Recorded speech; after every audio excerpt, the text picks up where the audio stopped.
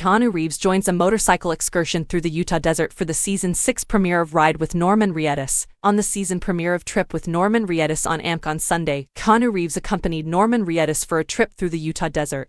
The 59-year-old actor hooked up with Norman, 54, at the famed Bonneville Salt Flats. "It's like being in another world out here. Utah is the ancient Wild West's final frontier, a haven for outlaws and a place for pioneers to construct their own reality," Norman remarked in a voice-over. Norman and Keanu were shown riding side by side on motorcycles in the desert. "I'm seeing Utah with Johnny Utah," Norman said, referencing Keanu's character from the 1991 crime-action film Point Break. Norman revealed that he and Keanu have talked about going on a ride together for years, and it was finally happening. "It's our first chance to spend real time together, and I can tell already that this is gonna be an epic ride," Norman said. Keanu gave a funny history of the Bonneville Salt Flats and admitted to the camera that he was getting all the facts wrong. Norman asked about Keanu's Arch Motorcycle Company, and the actor said the company was started in 2011 and showed him the KRGT1 model. "I call it kind of metro modern," Keanu said. Keanu revealed that he got into motorcycles while growing up in Toronto, and every summer, motorcycle gangs would come into the Yorkville. "I just remember as a little kid, 11-year-old, going, like, freedom. It felt like freedom. It felt like alternative. It felt like power. You know, like, wah. They'd come in, camaraderie, the whole thing. And so it began," Keanu said. Norman said that he liked how Keanu was a dude as they were talking.